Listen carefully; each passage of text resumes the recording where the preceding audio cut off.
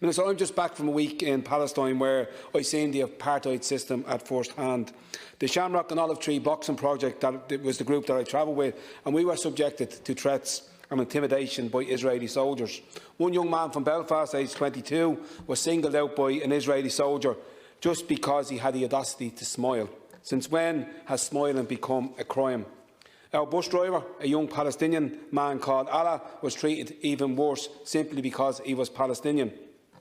Being denied the right to go from A to B in your own country by a foreign occupying force is an attack on liberty. It is a crime against humanity. Allah lived less than 50 miles from the Dead Sea, but he had never seen it. At two checkpoints, Israeli soldiers refused us entry just because our driver was Palestinian.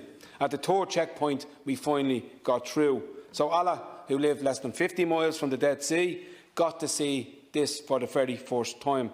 He was understandably emotional, but he was also angry that he had been denied this opportunity all his life.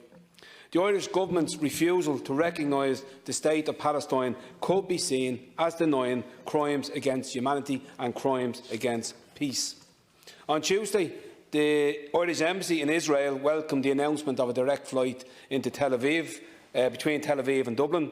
But how can this be welcome when 2 million Palestinians are held in an open-air prison in Gaza by the apartheid Israeli system and are denied the right of freedom of movement? It would have been much better if the Irish Embassy would be in a position to welcome a direct flight to Ramallah, to Nablus, to Gaza, but it is impossible as Palestinian people are denied the right by Israel to have their own airport.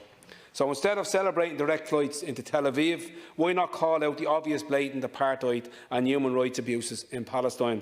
Israel's apartheid against Palestinians is a cruel system of domination and crimes against humanity. By massive seizures of Palestinian lands and property, unlawful killings, forcible transfers, drastic movement restrictions and denial of nationality and citizenship to Palestinians are all components of a system which amounts to apartheid under international law. Minister, the Irish Government must recognise the State of Palestine, because failure to recognise the State of Palestine is denying crimes against